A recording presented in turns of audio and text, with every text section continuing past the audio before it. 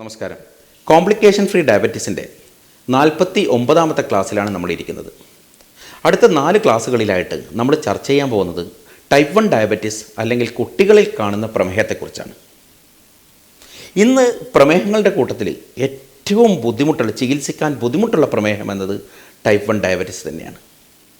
Type 1 ഡയബറ്റീസിൻ്റെ പ്രത്യേകത എന്നത് ശരീരത്തിൽ ഇൻസുലിൻ്റെ അളവ് പൂർണ്ണമായും ഇല്ലാതാകുന്ന ഒരവസ്ഥ എന്നത് തന്നെയാണ്. അതുകൊണ്ട് തന്നെ ഈ കുട്ടികൾക്ക് ഒരു ദിവസത്തിൽ 4-5 നേരം, ചില കുട്ടികൾക്ക് 6-7 നേരം ഇൻസുലിൻ എടുക്കേണ്ട ഒരവസ്ഥയാണുള്ളത്. ഇന്നത്തെ ക്ലാസ്സിൽ നമ്മൾ മെയിനായിട്ട് ചർച്ച ചെയ്യുന്നത് ടൈപ്പ് 1 ഡയബറ്റീസിലെ ഇൻസുലിൻ, ഏതൊക്കെ തരം ഇൻസുലിൻ കുട്ടികൾക്ക് ഉപയോഗിക്കാം, എങ്ങനെ ഉപയോഗിക്കാം എന്നതിനെക്കുറിച്ചാണ്. നമ്മുടെ കുട്ടികളിൽ ചെറിയൊരു ശതമാനം ഇൻസുലിൻ പമ്പ് ഉപയോഗിക്കുന്നുണ്ടെങ്കിലും കേരളത്തിൽ ഭൂരിഭാഗം കുട്ടികളും ഇന്നും ആശ്രയിക്കുന്നത് ഇൻസുലിൻ സിറിഞ്ചുകളെയും പെന്നുകളെയും തന്നെയാണ്. ഓരോ ദിവസവും 4-5 നേരം കുട്ടികൾക്ക് ഇൻസുലിൻ ഉപയോഗിക്കേണ്ടി വരും. 2 തരം ഇൻസുലിനാണ് കുട്ടികൾ ഒരു ദിവസം ഉപയോഗിക്കേണ്ടി വരിക. ഒന്ന് ബേസൽ ഇൻസുലിൻ, രണ്ടാമത്തത് പ്രാൻഡിൽ അല്ലെങ്കിൽ ബോളസ് ഇൻസുലിൻ. ഇന്നത്തെ ക്ലാസ്സിൽ ചർച്ച ചെയ്യുന്നത് ഈ ബോളസ് ഇൻസുലിനെ കുറിച്ചാണ്. ബോളസ് ഇൻസുലിൻ അല്ലെങ്കിൽ പ്രാൻഡിൽ ഇൻസുലിൻ എന്നാൽ കുട്ടികൾ ഭക്ഷണം കഴിക്കുന്ന സമയത്ത് ഓരോ നേരവും കൂടുന്ന ഗ്ലൂക്കോസിനെ കൺട്രോൾ ചെയ്യാനും കുറക്കാനും ഉപയോഗപ്പെടുന്ന ഇൻസുലിനെയാണ് ബോളസ് ഇൻസുലിൻ അല്ലെങ്കിൽ പ്രാൻഡിൽ ഇൻസുലിൻ എന്ന് പറയുന്നത്. ഈ ഇൻസുലിൻ ഉദാഹരണത്തിന് കുട്ടി ഒരു നേരം 4 നേരം ഭക്ഷണം കഴിക്കുന്നുണ്ടെങ്കിൽ അല്ലെങ്കിൽ 3 നേരം ഭക്ഷണം കഴിക്കുന്നുണ്ടെങ്കിൽ ഓരോ ഭക്ഷണത്തിന് മുന്നേയും 3-4 നേരം കുട്ടികൾക്ക് ഈ ഇൻസുലിൻ ഉപയോഗിക്കേണ്ടി വരും. അപ്പോൾ അതുകൊണ്ട് തന്നെ ഈ ഇൻസുലിനെ കുറിച്ചൊരു വ്യക്തമായ ധാരണ ഉണ്ടാവൽ ടൈപ്പ് 1 കുട്ടികൾക്കും അവരുടെ രക്ഷിതാക്കൾക്കും നിർബന്ധമാണ്. ടൈപ്പ് 1 ബോളസ് ഇൻസുലിൻ അല്ലെങ്കിൽ പ്രാൻഡിൽ ഇൻസുലിൻ 3 തരത്തിലാണുള്ളത്. ഒന്ന്, നമ്മൾ കഴിഞ്ഞ 10-50 വർഷമായിട്ട് ഉപയോഗിക്കുന്ന കൺവെൻഷണൽ ഇൻസുലിൻ, നമ്മൾ കേട്ടുപരിചയമുള്ള എക്ട്രാപ്പിഡ്, ഹ്യൂമിൻസുലിൻ ആർ, ലൂപ്പിസിലിൻ ആർ, ഇൻസുജൻ ആർ, അതൊക്കെ ഈ ഗണത്തിൽപ്പെടുന്നതാണ്. രണ്ടാമത്തത് റാപ്പിഡ് ആക്ടിംഗ് അനലോഗ്സ്, നമ്മുടെ അപ്പിഡ്ര, നോവോ റാപ്പിഡ്, ഗ്ലൂലൈസിൻ എന്നൊക്കെ പറയുന്ന ഇൻസുലിനുകൾ. മറ്റൊന്ന് മൂന്നാമത്തത് അൾട്രാ ഷോർട്ട് ആക്ടിംഗ് അനലോഗ്സ്, ഉദാഹരണത്തിന് നമ്മൾ ഫിയാസ്പ് അല്ലെങ്കിൽ ലുംജബ് പോലത്തെ കഴിഞ്ഞ 4-5 വർഷമായിട്ട് നമ്മൾ ഉപയോഗിച്ചുകൊണ്ടിരിക്കുന്ന ഇൻസുലിൻ. എന്താണ് ഈ ഇൻസുലിൻ തമ്മിലുള്ള വ്യത്യാസം? കൺവെൻഷണൽ ഇൻസുലിൻ അല്ലെങ്കിൽ ഏത് ഇൻസുലിനാണ് നമ്മുടെ കുട്ടികൾക്ക് അനുയോജ്യം?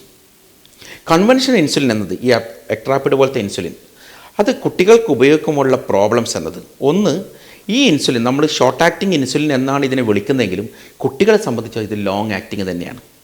ഏതാണ്ട് 8 മണിക്കൂറോളം കുട്ടിയുടെ ശരീരത്തിൽ ഇതിൻ്റെ ആക്ഷൻ ഉണ്ടാവും. ഒന്ന്. രണ്ടാമത്തത്, ഈ ഇൻസുലിൻ എക്ട്രാപ്പിഡ് പോലത്തെ ഇൻസുലിനുകൾ നമ്മൾ ഉപയോഗിക്കുന്ന സമയത്ത് കുട്ടിക്ക് 30 മുതൽ 45 മിനിറ്റ് മുന്നേ, ഭക്ഷണത്തിന് മുന്നേ നമ്മൾ ഈ ഇൻസുലിൻ കൊടുക്കണം. പ്രത്യേകിച്ച് കുട്ടികൾ സ്കൂളിൽ പോകുന്ന കുട്ടികളായിരിക്കും, കളിക്കാൻ പോകുന്ന കുട്ടികളായിരിക്കും.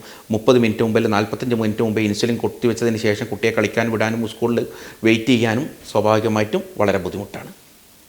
മൂന്നാമത്തത്, ഈ ഇൻസുലിൻ്റെ പീക്ക് എന്ന് പറഞ്ഞാൽ മാക്സിമം എഫക്റ്റ് ഉണ്ടാകുന്ന സമയം 3 മണിക്കൂർ സമയമാണ്. അതുകൊണ്ട് തന്നെ ഈ പീക്ക് എഫക്റ്റ് 3 മണിക്കൂറും അതുപോലെ 8 മണിക്കൂർ ദൈർഘ്യവും ഉള്ളത് കൊണ്ട് കുട്ടികളെ സംബന്ധിച്ചിടത്തോളം, പലപ്പോഴും ഓടിച്ചാടി നടക്കുന്ന പുറത്തിറങ്ങി മറ്റു കുട്ടികളുടെ ഒക്കെ കൂട്ടി കളിക്കുകയും ഒക്കെ ചെയ്യുന്ന കുട്ടികളെ സംബന്ധിച്ചിടത്തോളം ഹൈപ്പോഗ്ലൈസീമിയയിലെ ഷുഗർ ക്രമാതീതമായിട്ട് കുറഞ്ഞു പോകാനുള്ള സാധ്യതകൾ കൂടുതലാണ്. അതുപോലെ തന്നെ 8 മണിക്കൂർ ആക്ഷൻ ഉള്ളത് കൊണ്ട് നമ്മളിപ്പം ഒരു ദിവസത്തിൽ 24 മണിക്കൂറാണെങ്കിൽ 3 നേരം കൊടുക്കാനുള്ള ഓപ്ഷൻ മാത്രമേ ഉണ്ടാവുള്ളൂ. ഉദാഹരണത്തിന് ഈ കുട്ടി 4 നേരം ഭക്ഷണം, ഉദാഹരണത്തിന് സ്കൂളിൽ വന്നു ലഞ്ച് കഴിച്ചു, അതിനുശേഷം വീട്ടിൽ വന്നതിന് ശേഷം വൈകുന്നേരം ഒരു ഭക്ഷണം കഴിക്കുന്നുണ്ടെങ്കിൽ അതിനു മുമ്പ് ഒരു ഇൻസുലിൻ കൊടുക്കാനും അതുവഴി ഷുഗർ കുറക്കാനുള്ള സാധ്യത നമ്മളവിടെ നഷ്ടപ്പെടുത്തുകയാണ് ചെയ്യുന്നത്. ഇനി ആ കുട്ടിക്ക് ഉച്ചയ്ക്ക് ഇൻസുലിൻ കൊടുത്തു, ഇതുപോലുള്ള 8 മണിക്കൂർ ആക്ഷനുള്ള എക്ട്രാപ്പിഡ് പോലത്തെ ഇൻസുലിൻ വൈകുന്നേരം വീണ്ടും കൊടുക്കുകയാണെങ്കിൽ ഇൻസുലിൻ സ്റ്റാക്കിംഗ് എന്ന് പറയും. അതായത് മുമ്പ് കൊടുത്ത ഇൻസുലിൻ്റെ എഫക്റ്റും ഇപ്പം കൊടുത്ത ഇൻസുലിൻ്റെ എഫക്റ്റും കൂടി എല്ലാം ശരീരത്തിൽ കൂടി നിൽക്കുന്നതുകൊണ്ട് ഇൻസുലിൻ്റെ അളവ് ബോഡിയിൽ കൂടുകയും കുട്ടിയിൽ ഹൈപ്പോഗ്ലൈസീമിയ ഉണ്ടാവുകയും ഷുഗർ ഡൗൺ ആയി പോകാൻ സാധ്യതയുണ്ട്. അതേസമയം തന്നെ വൈകുന്നേരങ്ങളിൽ ഈ ഭക്ഷണം കഴിക്കുന്ന സമയത്ത് കുട്ടിക്ക് ഇൻസുലിൻ കൊടുത്തിട്ടില്ലെങ്കിലോ ഷുഗർ കൂടാനുള്ള സാധ്യതയുണ്ട്. ഇതാണ് ഈ കൺവെൻഷൻ ഇൻസുലിൻ്റെ ഒരു പ്രശ്നം. രണ്ടാമത്തെ പ്രശ്നം എന്നത് ഹൈപ്പോഗ്ലൈസീമിയ അൺഅവെയർനെസ് എന്ന് പറയും. ഉദാഹരണത്തിന് ഒരുപാട് ദിവസങ്ങൾ അല്ലെങ്കിൽ മാസങ്ങൾ കുട്ടികൾക്ക് ഇടയ്ക്കിടയ്ക്ക് ചെറിയ രൂപത്തിൽ ഇങ്ങനെ ഹൈപ്പോഗ്ലൈസീമിയ ഷുഗർ കുറയുന്ന പ്രവണത ഉണ്ടാകുകയും അതുവഴി വർഷങ്ങൾ കഴിയുമ്പോഴേക്ക് ഈ കുട്ടിക്ക് ഹൈപ്പോഗ്ലൈസീമിയ എന്നതിൻ്റെ ലക്ഷണങ്ങളില്ലാതെ വരികയും ചെയ്യുകയാണ്. അതിനാണ് ഹൈപ്പോഗ്ലൈസീമിയ അൺഅവെയർനെസ് എന്ന് പറയുന്നത്. എന്താണ് സംഭവിക്കുന്നത്? കുട്ടികളെ സംബന്ധിച്ചിടത്തോളം ഷുഗർ ലെവൽ 20-ഉം 30-ഉം പോകുന്നവരെ കുട്ടിക്ക് യാതൊരു ലക്ഷണം ഉണ്ടാവാതെ പെട്ടെന്നൊരു നിമിഷം കുട്ടി അബോധാവസ്ഥയിലേക്ക് പോവുകയും ഈവൻ ജീവൻ വരെ അപകടം ഉണ്ടാകുന്ന അവസ്ഥയിലുണ്ടാവുകയും ചെയ്യുന്നു. അതുപോലെ തന്നെയാണ് ഈ വിട്ടുവിട്ടുള്ള ഹൈപ്പോഗ്ലൈസീമിയ വരുന്നത് വഴി കുട്ടിയുടെ പഠനത്തെ ബാധിക്കുന്നു എന്നതാണ്. മെൻ്റൽ ഹെൽത്തിനെ ബാധിക്കുന്നു, അല്ലെങ്കിൽ അറ്റൻഷനെ ബാധിക്കുന്നു, പഠന വൈകല്യം ഉണ്ടാവാൻ കാരണമാകുന്നു എന്നതും ഈ കൺവെൻഷണൽ ഇൻസുലിൻ അല്ലെങ്കിൽ അക്രാപ്പിഡ് പോലത്തെ ഇൻസുലിൻ കൊണ്ടുള്ള ഒരു കുട്ടികൾക്കുണ്ടാകുന്ന ബുദ്ധിമുട്ട് തന്നെയാണ്. വേറൊരു ഭാഷ പറഞ്ഞു കഴിഞ്ഞാൽ ഒരു കാരണവശാലും ഈ കൺവെൻഷണൽ ഇൻസുലിൻ കുട്ടികളെ സംബന്ധിച്ചിടത്തോളം ഫിസിയോളജിക്കലല്ല. അവിടെയാണ് ഇപ്പോൾ പുതുതായിട്ട് നമ്മൾ കഴിഞ്ഞ 4-5 വർഷമായിട്ട് ഉപയോഗിക്കുന്ന അൾട്രാ ഷോർട്ട് ആക്ടിങ് ഇൻസുലിൻ, ഈ ഫിയാസ് പോലത്തെ അല്ലെങ്കിൽ ലുംജ പോലത്തെ ഇൻസുലിനുകളുടെ വ്യത്യാസം. വേറൊരു ഭാഷ പറഞ്ഞാൽ അത് നമ്മുടെ ശരീരത്തിലെ ഫിസിയോളജിക്കൽ ഇൻസുലിൻ റിലീസ് എങ്ങനെയാണ് അതേ രൂപത്തിലാണ് എന്തുള്ളത് ഈ ഇൻസുലിൻ്റെ പ്രവർത്തനം.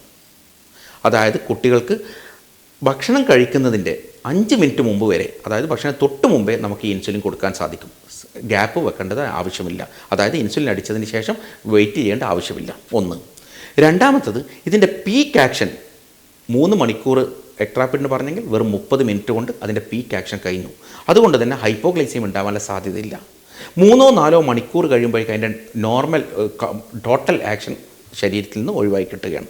വേറെ ഭാഷ പറഞ്ഞാൽ 4-5 മണിക്കൂർ കഴിയുമ്പോഴേക്ക് കുട്ടിയുടെ ശരീരത്തിൽ നിന്ന് ഇൻസുലിൻ്റെ അളവ്, നമ്മൾ കൊടുത്ത ഫിയാസ് ഇൻസുലിൻ അല്ലെങ്കിൽ എന്ത് ചെയ്യാന്നുള്ള അൾട്രാ ഷോർട്ട് ആക്ടിങ് ഇൻസുലിൻ്റെ ഒരു പ്രവർത്തനം അവിടെ അവസാനിച്ച് കഴിഞ്ഞു. അതുകൊണ്ട് തന്നെ കുട്ടികൾക്ക് ഹൈപ്പോഗ്ലൈസീമിയ ഉണ്ടാവാനുള്ള സാധ്യത ഇല്ല എന്ന് തന്നെ വേണമെങ്കിൽ പറയാം. മറ്റൊരു ഭാഷ പറഞ്ഞാൽ ഫിസിയോളജിക്കലി കുട്ടികളെ സംബന്ധിച്ചിടത്തോളം ഈ അൾട്രാ ഷോർട്ട് ആക്ടിങ് ഇൻസുലിനാണ് ഏറ്റവും അനുയോജ്യമായി വരുന്നത്. പക്ഷേ എന്നിരുന്നാലും ഇന്നും നമ്മൾ പലപ്പോഴും പല കുട്ടികളും ഈ കൺവെൻഷണൽ ഇൻസുലിനെ ഡിപ്പെൻഡ് ചെയ്യേണ്ടി വരുന്നത് അതിൻ്റെ സാമ്പത്തികമായിട്ടുള്ള വില കാരണം തന്നെയാണ്. അൾട്രാ ഷോർട്ട് ആക്ടിങ് പുതിയ ഇൻസുലിൻ കൺവെൻഷണൽ ഇൻസുലിനേക്കാൾ വില കൂടുതലാണ്. പക്ഷേ കുട്ടികളുടെ കാര്യത്തിൽ അവരുടെ ദൈനംദിന ജീവിതത്തിൻ്റെ ഭാഗമായിട്ട്, അതുപോലെ ഹൈപ്പോഗ്ലൈസീമിയ വന്നിട്ട് ജീവിതത്തിന് അപകടം തന്നെ ഉണ്ടാകുന്ന വിഷയങ്ങൾ എടുക്കുകയാണെങ്കിൽ, അതുപോലെ തന്നെ വിട്ട് ഹൈപ്പോഗ്ലൈസീമിയ വരുന്നത് വഴി എന്ത് ചെയ്യാം, അവരുടെ പഠന വൈകല്യങ്ങളും മറ്റും ബാധിക്കുന്ന ഒരവസ്ഥ ഉണ്ടാകുന്നത് കൊണ്ട് കുട്ടികളെ സംബന്ധിച്ചിടത്തോളം നമ്മളൊരു കോംപ്രമൈസിന് തയ്യാറാവരുത്. ഈ അൾട്രാ ഷോർട്ട് ആക്ടിങ് ഇൻസുലിൻ പോലത്തെ ഫിയാസ്പോ അല്ലെങ്കിൽ ലുംജംബോ ആണ് മറ്റ് ഇൻസുലിനേക്കാൾ എന്തുകൊണ്ടും പ്രാൻഡിൽ ഇൻസുലിനുകളുടെ കൂട്ടത്തിൽ കുട്ടികൾക്ക് ഉപയോഗപ്പെടുക. ഇന്നത്തെ ക്ലാസ് ഇവിടെ അവസാനിക്കുകയാണ്. നമസ്കാരം.